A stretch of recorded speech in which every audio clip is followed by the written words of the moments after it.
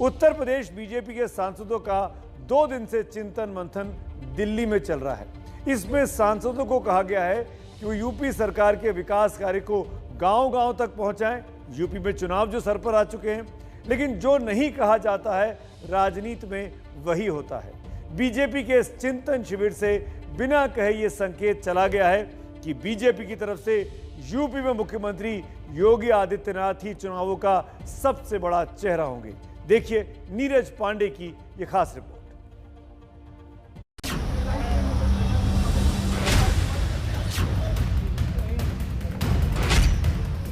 मैं आज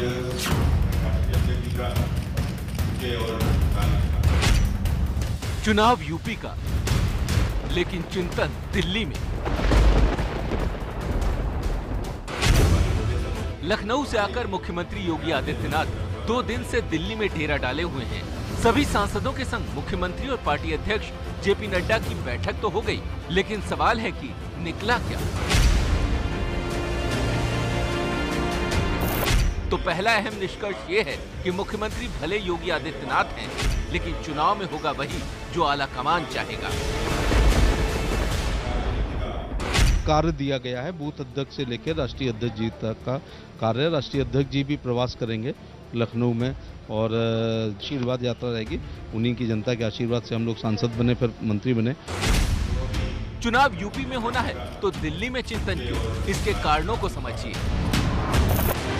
इस चिंतन बैठक में दोनों उप मुख्यमंत्रियों केशव प्रसाद मौर्य और दिनेश शर्मा को नहीं बुलाया गया।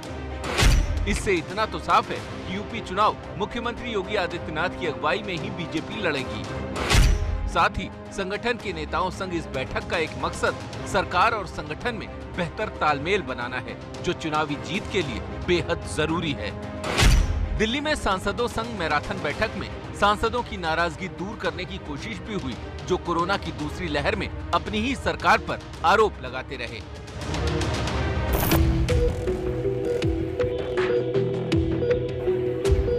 आप याद कीजिए कि कैसे जब कोरोना की दूसरी लहर में लोगों की सांसें ऑक्सीजन के लिए तड़प रही थी और दवाएं मिल नहीं रही थी, तब बीजेपी के तमाम सांसद यूपी सरकार पर हल्ला बोल रहे थे।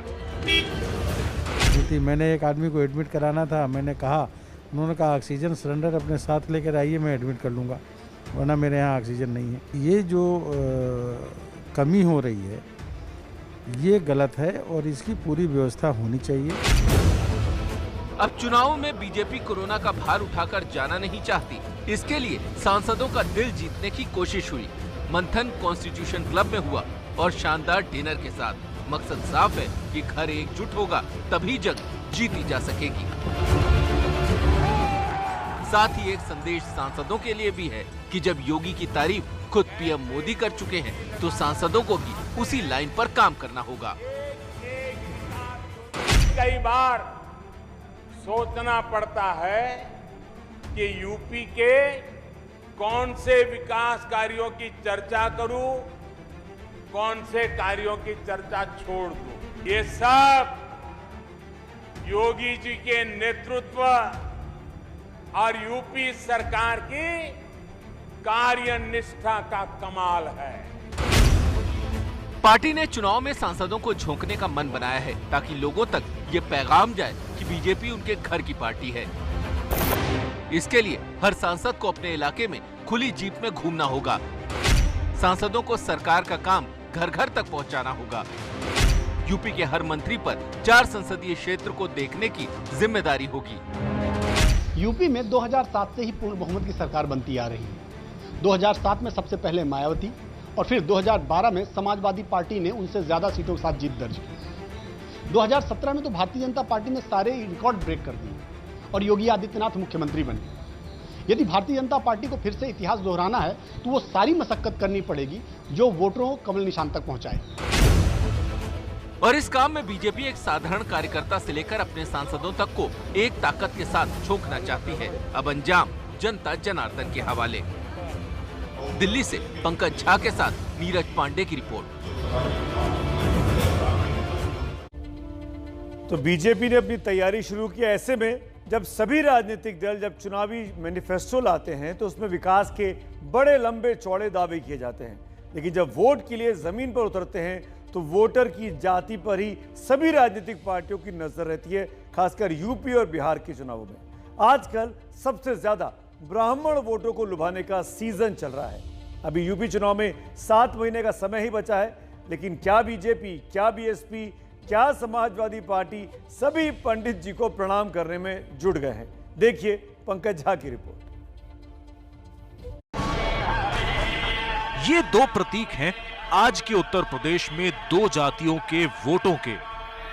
भगवान विष्णु के दशावतार में छठे अवतार माने जाने वाले परशुराम के जरिए यूपी में ब्राह्मण वोटों की राजनीति हो रही है, तो फूलन देवी के जरिए निषाद वोटों की।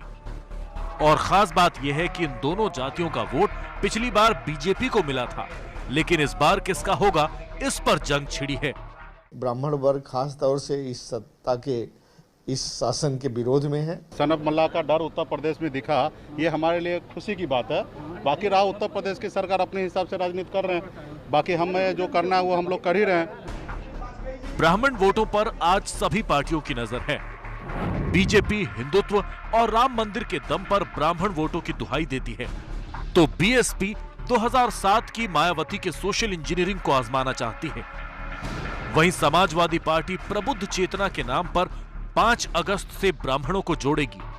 समाजवादी पार्टी परशुराम की मूर्तियां बनवा रही है, सो अलग से। ब्राह्मण वोटों की लड़ाई इस हद तक पहुंच गई है कि खुलेआम जाति की चर्चा होती है और न्याय और हक की जगह बदले की बात की जाती है।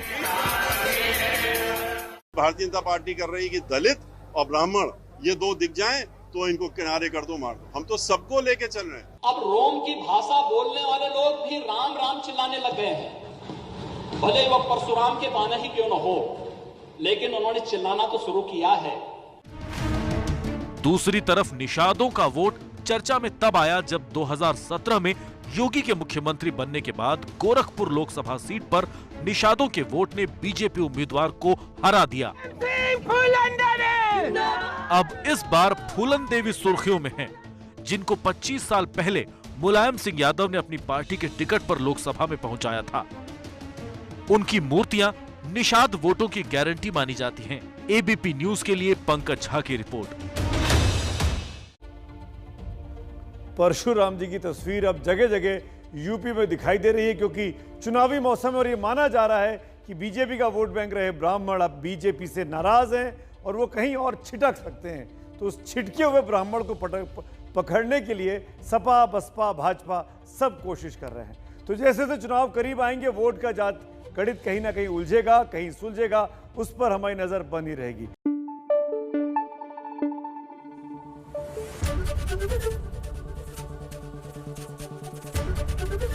एबीपी न्यूज आपको रखे आगे।